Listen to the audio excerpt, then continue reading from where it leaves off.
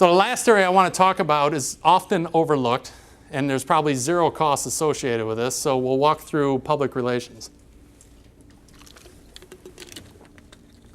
If you're afraid to leave your store, my guess is that you're going to be really afraid of public relations.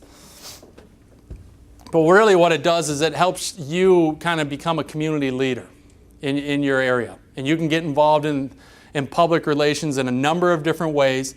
A lot of it is very low cost, but the awareness, the perceived awareness, is very big.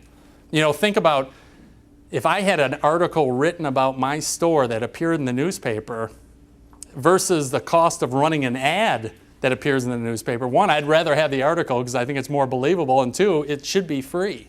And if you kind of work it, you can begin to establish credibility, and you can begin to take advantage of PR, low-cost PR programs. So at a minimum, you probably want to go, okay, I'm not going to spend a ton of time on PR, but we're going to identify the key people, what I would call the tippers, the people that have tremendous influence over a lot of people in your area. If you get to the Chamber of Commerce president and they love you, they are going to have significant influence over hundreds of people because everybody knows the chamber president. So if you get to those tippers, the people that can lead you to all these other people, it's a wonderful thing. On LinkedIn, I'm actually considered to be a tipper because people will come to me when they're out of work trying to find people that they can network with. And then I get headhunters that come to me with a lot of opportunities saying, who do you know? I'm at the epicenter of a lot of activity. And a lot of people know that I know a lot of people. And so those people are smart because they're focusing in on the guy who can get them from here to there very quickly. And the fire chief, the youth organizers, some key business leaders, you know, even if you just set a goal going, you know what, I'm gonna meet 2 of these people a month. You know, at the end of the year, you're gonna know the top 25 people in the area. And that's gonna help you in the long run because these people are gonna have influence. They're gonna say, you know, who do you know that could supply the following things? And you're gonna be top of mind with them. So that's critical that you develop kind of a long-term approach. So the first thing that you could do is create some news about your store. It's kind of like standing on the mountain yelling, it's my anniversary. Create news. If you hire a new manager, write a paragraph and send it to the local newspaper saying, Bob Jones has been promoted to general manager of XYZ store. I don't care what you're paying Bob Jones. Bob Jones will frame that. And he'll have it hanging on his wall because he's so excited that he has got his name in the paper. My first job as a manager at Little Caesars, I was the marketing manager for the Chicagoland area.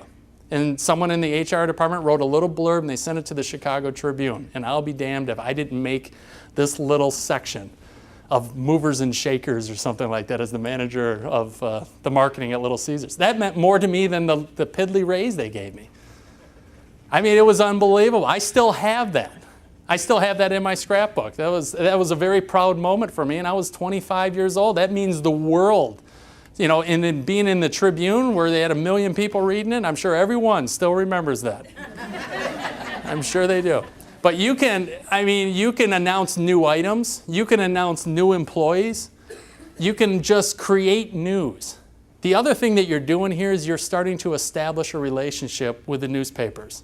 And God forbid something bad happens at your store. You got an environmental disaster. You got someone who gets hurt. It's sure nice to have a friend at the newspaper. And I'll tell you, I was the head of corporate communications at Clark. I had 1,400 stores. My pager never worked unless it was midnight to 6 a.m. Then it worked fine. I also adopted a school in one of the worst places in Chicago. And I would go down there and teach school for an hour every month. And I would teach them fractions, and I would use pizzas and show them how you cut, you know, half and quarters and things. You know, so I made it relevant to our business. And then we had a store that was probably within 3 or 4 miles of this place, and we gave them coupons so they could come in. You know, it was just our way of kind of, you know, giving back to the communities. And you got to make sure that you're looked upon as a good corporate citizen by everybody. And if people that live in the very affluent areas see that you're doing that in the less affluent areas, they're going to even think more highly of you. So consider doing something like that if in fact you do have a situation like that. Charities, if you are involved in giving money on an ongoing basis to charities, you might do like the Shamrocks, you may do Easter Seals, you might do Special Olympics, a variety of different things. If you land on one charity, which I would always recommend, you're going to get more bang for your buck if you just stick with one. There are ways that, you can tie your vendors in. We used to do Special Olympics, and we would tie our vendors in to helping us promote our association with Special Olympics.